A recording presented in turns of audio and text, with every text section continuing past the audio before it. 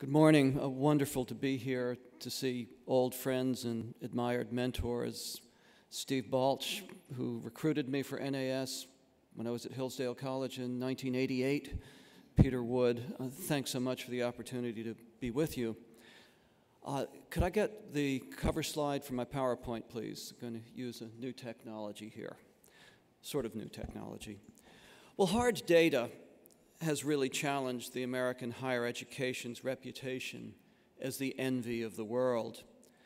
The American ivory tower may be more aptly compared to late imperial Rome.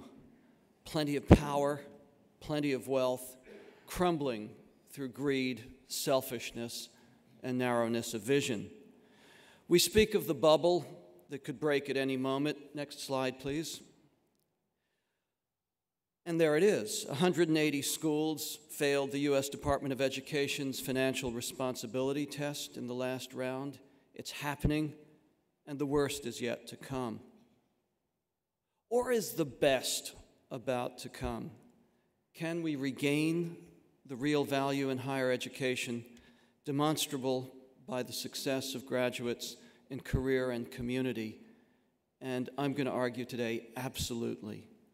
So bear with me as we look first at the pathology, but please be assured this is going to be an optimistic presentation. Now to the pathology.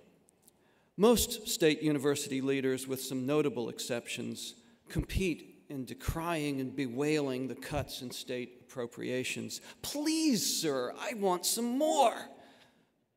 But this isn't starving Oliver Twist asking for sustenance. Next PowerPoint, please. It rather brings to mind another iconic image. As you contemplate this soulful dog about to be shot by the editors of National Lampoon, recall that the University of California was threatening a mid-year 20% increase in tuition if they didn't get the vote that they wanted on the tax increase of Proposition 30. And that would have come on top of a 75% increase between the years 2007 and 2011. Now, let me say at the outset, there are notable exceptions to this non-leadership.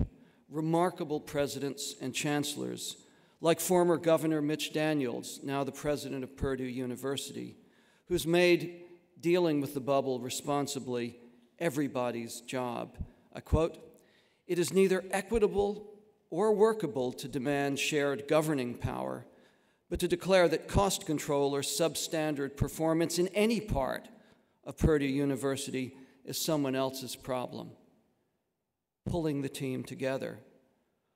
Or Frank Brogan at the State University System of Florida, I quote, "We must also remain keenly aware that the economic pressures our students face are as real as the economic challenges our universities and the legislature are experiencing." The voice of responsibility. But back now to the pathology. How much would be enough for higher education? Next PowerPoint, please.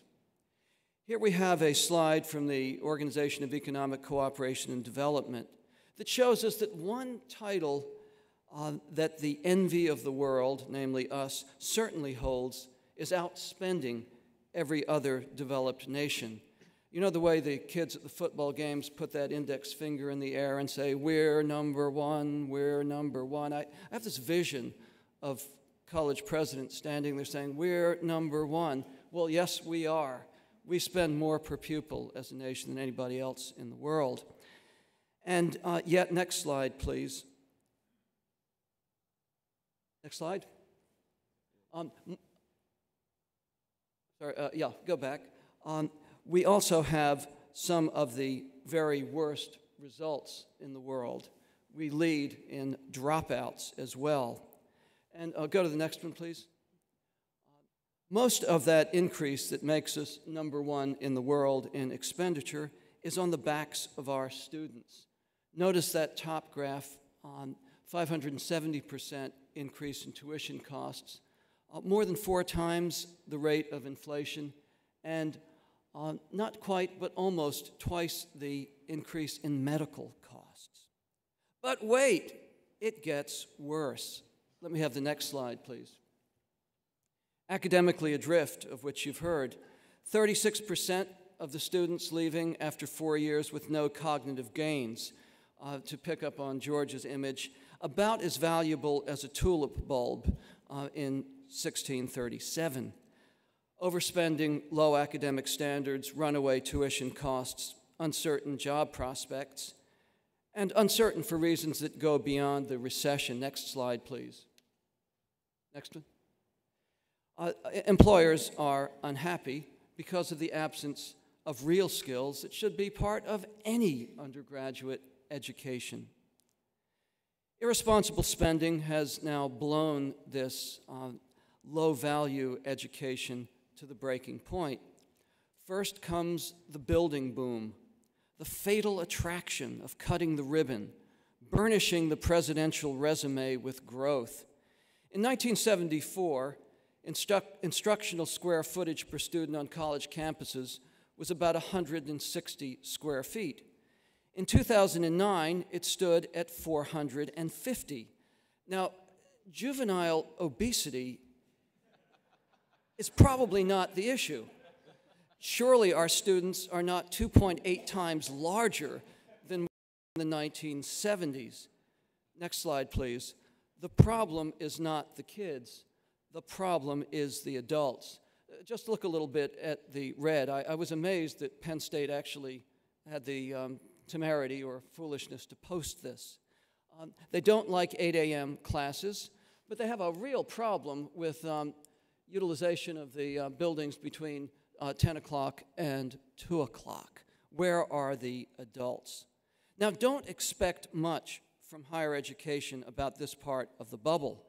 In 2007, the Society for College and University Planning stopped trying to collect data on how colleges use space. Their conclusion, I quote, "The people on campuses don't really want anyone to know," and obviously for good reason. Well, ACTA, my organization, has been doing some major research on this lately. We find that classroom buildings are remarkably empty on Fridays, and they're remarkably empty every day of the week at 8 a.m. The waste of money is obscene, the bubble grows bigger, and perhaps worst of all, the students grow more corrupt. If the party can start on Thursday night, it will, and the college is complicit in the horrific growing substance abuse problem on campus. Next slide, please. It's a brochure for trustees that we've distributed widely. The problem, as many of you know from campus, is at apocalyptic levels. And next comes the squandering of human resources. Andrew Gillen, in a wonderful paper, actually about to come out, has turned the economist's rational eye on the decline in teaching productivity. Throughout higher education, teaching assignments overall have declined sharply since the 1980s. Let me have the next slide, please. This is a slide from the University of California Faculty Senate report. ACTA just did a major report on California public universities, kind of a 1-2 punch with the California Association of Scholars report on limited academic freedom. But here's a glimpse at cost effectiveness at the University of California, and you will recall that that's the university that was just about to shoot the dog, saying that there was not enough money. Next slide, please. What we have at issue is a broken reward system. As you can see from this MLA report, the race to becoming R1 universities is propelling, energizing the decline in teaching productivity. Now, administrators typically don't want to raise this issue of poor use of human resources. Jay Green, chairman of the Department of Education Reform at the University of Arkansas, noted that between 1993 and 2007, inflation-adjusted spending on administration per student rose 61%. At the same time, instructional spending rose only 39%. And that about says it all. But wait, it gets worse. The New York Times reports from 2004, when 5 presidents surpassed the $1 million mark, until 2010, The group earning more than $1 million grew every year, now at 36. And the number earning more than $500,000 more than tripled to 157 from 50 in 2004. I'll give you a specific example. In Colorado, the system president said he had given his chancellor, quote, a really bad deal with a $340,000 salary plus free house and car, and raised it by a cool $49,000 in one shot, at the same time pressuring the board to raise tuition by 15.7%. The board had the good sense to say no, a point that we're going to return to in the section on optimistic views of how this can get better. Well, perhaps you might be thinking, although I doubt it after George's presentation, that we're purchasing educational quality despite the waste. Alas, that's not true. ACTA, for the past 5 years, has conducted a study which now comprises 1,070 colleges and universities to see what is required of all students. Let me have the next slide, please. This is our What Will They Learn study, and the next one, please. And here are some of the results. What replaces an efficient delivery of a carefully defined number of core courses is an expensive chaos. Let me have the next slide, please. At Mr. Jefferson's University, you can fulfill a writing requirement with a lot of crap. Just take a moment to read this. In this course, we will discuss literary works which make use of uncouth topics such as fecal matter, urine, and sex. Well, what's the big deal? As the title of a children's book so succinctly states, everybody poops. But no one, it seems, is willing to talk about it. So why not a university course? Next slide, please. At the College of New Jersey, you can read Bleak House with a professor who knows as little as you do about the text, literally. Such an arrangement may ensure full employment and growth for the Department of Hee-Haw Studies, but it is expensive to run, and for good reason. It has brought the academy into disrepute. I should digress for a moment on this topic. The very angry president of Bowdoin College, about whom you heard yesterday, called me last week to say that ACTA is 180 degrees wrong in our assessment of his liberal arts curriculum, which he takes some credit for, saying that it's a good curriculum, not that it's a bad curriculum. Well, next slide, please. ACTA begs to differ. We didn't give them an F, they earned an F. And I'll just look at one of those rubrics. We call for a foundational course in American history or government, a modest expectation in the case of Bowdoin from the college that Joshua Chamberlain, the hero of the Battle of Little Round Top, once led as president before becoming the governor of Maine. Now, Bowdoin instead has a broad divisional requirement for humanities, and it could be fulfilled, for example, with such courses as prostitutes in modern Western culture, or the history of hip-hop, or perhaps in deference to Joshua Chamberlain, the Civil War in film. Typically, schools offer a menu of hundreds of rarefied boutique courses that fulfill distribution requirements, including such essential topics as, and I quote, Walt Disney's World. I had to have an argument with a board of trustees about that one.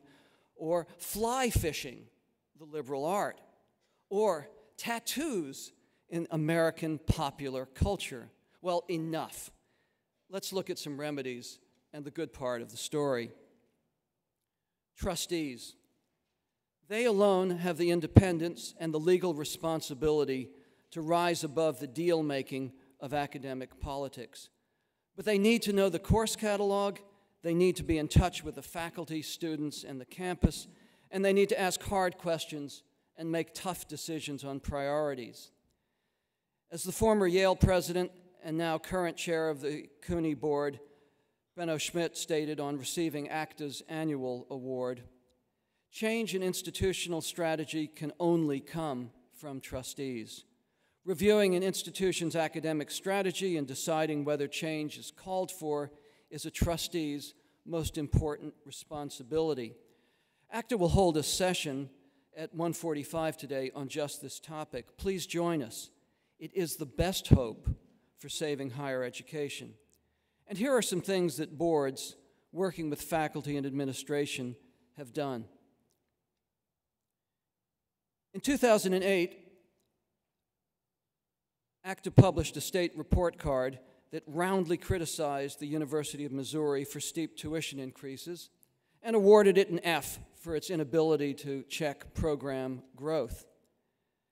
People were pretty angry in the Show Me state, but that changed.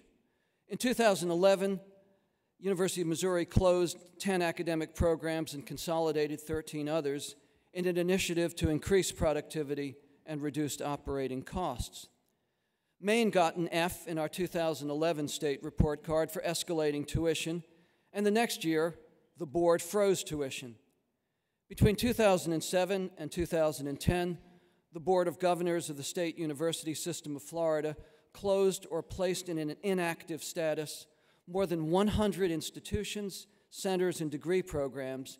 In 2011 alone, 49 programs were terminated or suspended, including one, I note, in ethnic studies. Talk about courage. Only adding 21 programs that year. This is responsible leadership, particularly in an economic crisis. In the midst of the college bubble crisis, North Carolina's Belmont Abbey College is radically cutting tuition and fees.